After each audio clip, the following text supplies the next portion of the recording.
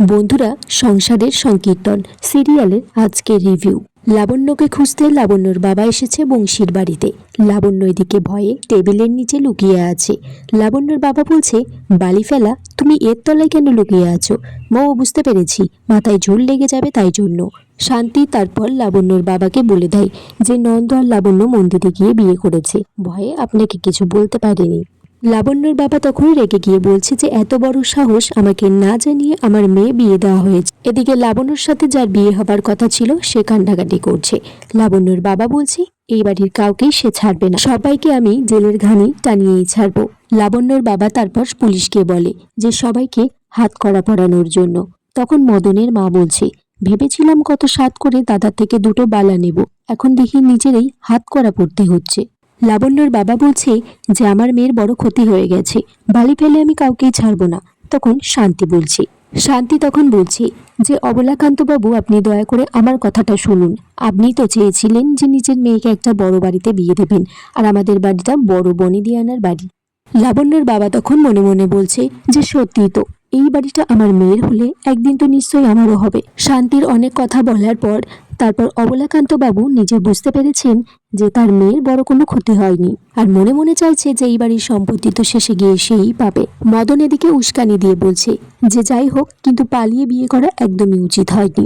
অবলাকান্তবাবু তারপর লাবণ্যকে বলছে যে লাবণ্য, তুই তো একবার আমাদেরকে বলতে পারতিস, আমি আর তোর মা ওটাতে ওটা হয়ে গিয়েছিলাম, মানে অশান্তিতে একদম মরে যাচ্ছিলাম। লাবণ্যর বাবা তারপর নন্দকেও বলে যে বালি ফেলে ও খুব ভালো ছেলে, সৎ ছেলে, কবিতা লেখে, বারো বনি দিয়ানি বাড়ি আছে, এর থেকে ভালো আর কি চাই। লাবণ্যর বাবা তারপর লাবণ্য আর নন্দকে আশীর্বাদ করে যে তারা লক্ষ বছর যেন বেঁচে থাকে। এদিকে শান্তিকেও হাত জোড় করে বলছে যে আপনাকে অনেক ধন্যবাদ।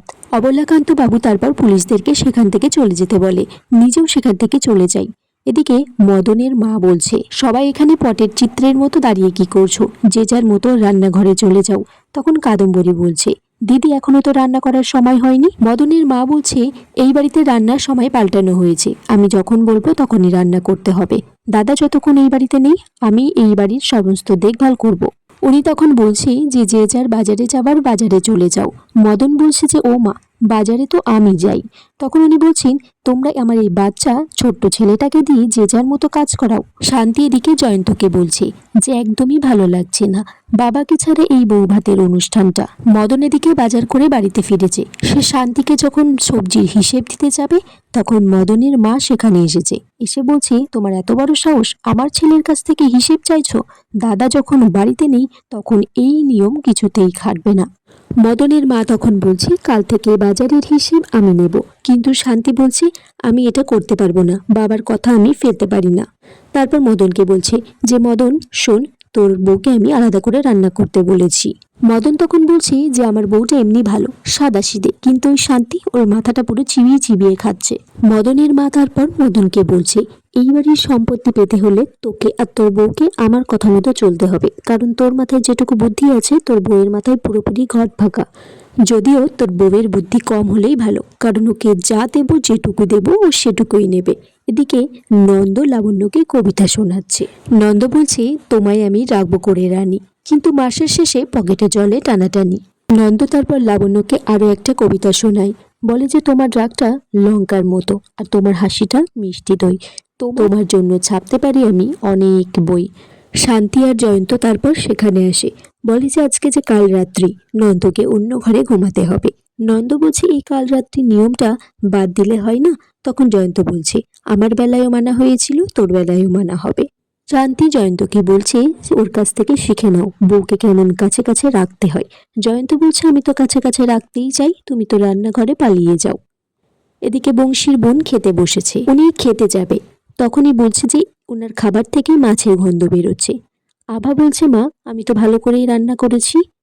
মদনের মা বলছে, আমি রান্নাঘরে দাঁড়িয়েই ছিলাম, একটু সময়ের জন্য বাথরুমে গেছি, তখনই কেউ কলকাঠি নেড়েছে।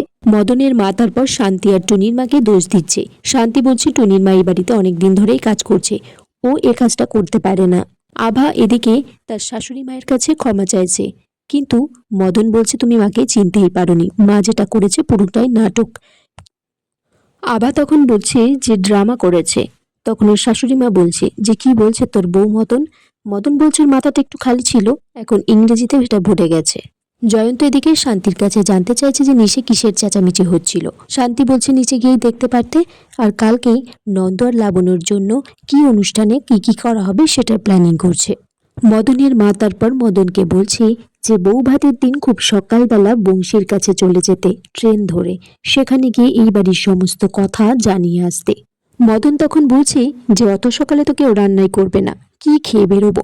তখন তার মা বলছে যে খাই করবি না, খাওয়ার চক্করে পড়ে নিজের ভবিষ্যৎটা না খেয়ে বসে থাকবি। জয়ন্ত এদিকে নন্দকে বলছে নিজের কাল রাত্রিও জাগতে হচ্ছে, এদিকে তোর কাল রাত্রিও জাগতে হচ্ছে। এদিকে শান্তি লাবণ্যকে বলছে নন্দর সাথে কথা বলতে ইচ্ছে করছে নিশ্চয়ই, জানো তো আমাদের কাল রাত্রির দিনও আমি জয়ন্তর সাথে ফোনে কথা বলেছিলাম। নন্দ তারপর লাবণ্যকে ফোন করেছে। ফোনটা রিসিভ করলে নন্দ লাবণ্যকে বলে ঘুমটা দিয়ে দেখা করার জন্য। শান্তি তখন বলছে নন্দ এইসব কিন্তু করো না। এদিকে জয়ন্ত ফোনটা ধরে বলছে শান্তি তুমিও এসো না, কিন্তু ঘুমটা না দিয়েই দেখা করব। শান্তি তারপর লাবণ্যকে নিয়ে যায় জয়ন্ত আর নন্দর সাথে দেখা করানোর জন্য। এদিকে এদিকে দালানে মদন আর তার মা করতাল বাজিয়ে হরে কৃষ্ণ গান গাইছে। শান্তি তখন নেশে এসে বলছে পিসিমা এটা কি করছেন। উপরে তাকিয়ে দেখে সেখানে নন্দ আর জয়ন্ত দাঁড়িয়ে আছে। বলছে যে কাল রাত্রির দিন যদি কোনো রকম ভাবে লাবণ্য নন্দর সাথে দেখা হয়ে যায়, তখন নন্দ আর জয়ন্তকে তারপর নিচে আসতে বলে, আর বলে যে কীর্তন করতে। এদিকে মদনের মা লাবণ্যকে বলছে যে আজকে বউ ভাতের অনুষ্ঠান হবে, তাই তোমাকেই রান্না করতে হবে। ব্রজ তখন জানতে চাইছে যে মদন কোথায় গেল, তাকে তো দেখা যাচ্ছে না কোথাও। মদনের মা বলছে আমি ওকে একটু কাজে পাঠিয়েছি, মদনের জন্য বসে না থেকে সবাই বউ ভাতের অনুষ্ঠানের কাজকর্ম করা শুরু করে দাও। শান্তি তখন জয়ন্তকে বলছে যে আমরা ততক্ষণে ভাত আর কাপড়ের ব্যবস্থা করি। আবা বলছে আজকে কি রাইস ক্লথের অনুষ্ঠান হবে। এদিকে শান্তি মনে মনে ভাবছে সত্যি তো মদনটা কোথায় গেল। মদন এদিকে বংশীর কাছে পৌঁছে গেছে। বংশী ধ্যানে বসেছে। মদন বলছে মামা কি সমাধি হয়ে গেল। বংশী তারপর চোখ খুললে মদন বলছে ওই বাড়িতে কি হয়েছে জানো, ছোট মামা তো কারোর কথাই শুনছে না। ওদিকে ওই বাঙাল মেয়ে শান্তি ও সবাইকে নাচাচ্ছে গাওয়াচ্ছে, আর দালানে তো বাসরের আয়োজন করেছিল। বংশী তারপর মদনকে বলে যে বাড়ি ফিরে যেতে, কারণ সেখানকার সমস্ত খবরাখবর সে মদনের কাছ থেকেই পেয়ে যায়। মদন এদিকে মনে মনে বলছে যে মামাকে এটা বলা যাবে না যে মামা বাড়িতে নেই বলে শান্তি অনুষ্ঠানটা করতে চাইছে না, অন্য কিছু বলতে হবে। এদিকে রান্নাঘরে লাবণ্য নন্দকে বলছে যে আমি যে ভালো রান্না করি সেটা তোমায় কে বলেছে। নন্দ বলছে তুমি যে ভালো চুল বাঁধো, তাই জন্য ভাবলাম রান্নাটাও ভালো করে করতে পারো। লাবণ্য বলছে সে রান্না বান্না কিছুই করতে জানে না। শান্তি বলছে তুমি চিন্তা করো না, আমি তোমায় রান্না শিখিয়ে দেব, আর তুমি একটু খুন্তি নাড়াচাড়া করো, তাহলে তো নিয়মটা পালন করা হয়েই যাচ্ছে। তখন সেখানে কাদম্বরী এসেছে। নন্দকে বলছে যে তোমরা এখানে কি করছিস, পিসি ঠাম্মা তো বলেছে যে এখানে কাউকে না থাকতে, লাবণ্যকে একাই রান্না করতে। নন্দ এদিকে বুদ্ধি করে বলছে কাদম্বরীকে, যেদিকে ডাকছে পিসি ঠাম্মা। শান্তি আর টুনির মা সেই ফাঁকে লাবণ্যকে রান্নায় সাহায্য করছে। টুনির মা বলছে দেখেই মনে হচ্ছে রান্নাটা খুব ভালো হচ্ছে। তখন সেখানে পিসি এসে শান্তিকে বলছে যে পুরনো বউ তুই কি নতুন বউকে রান্নায় সাহায্য করছিস। টুনির মাটা বলছে যে না না, নতুন বৌদি তো হাতে একটু ব্যথা আছে, তাই বৌদি সাহায্য করছে। মদনের মা তারপর লাবণ্যর হাতটা ধরে মুচকে দেয়, বলে এরপর আর ব্যথা থাকবে না। এদিকে ভাত কাপড়ের অনুষ্ঠান শুরু হয়েছে। নন্দ বলছে আজ থেকে তোমার জীবনের সঙ্গী হলাম, সারা জীবনের জন্য হৃদয়ের দায়িত্ব নিলাম। নন্দ তারপর লাবণ্যকে একটা কবিতার বই উপহার দিয়েছে।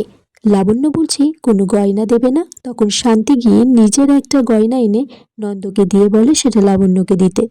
সবাই তারপর রান্নার প্রশংসা করছে। পিসি বলছে যে এতদিনে যখন আমিষ খেয়েছে, সামনের 7 দিন নিরামিষ খেতে হবে, সমস্ত পাপ ধুয়ে ফেলতে হবে। তখন ঘরে গিয়ে বন্দুক নিয়ে এসে বন্দুক উঁচিয়ে বলে যে আমি নিরামিষ খাবো না। তখনই চাঁদের হাতে বন্দুকে চাপ লেগে একটা গুলি শান্তির গায়ে গিয়ে লেগে যায়। শান্তি মেঝেতে পড়ে যায়। আর এই পর্বটা এখানেই শেষ হয়ে যায়।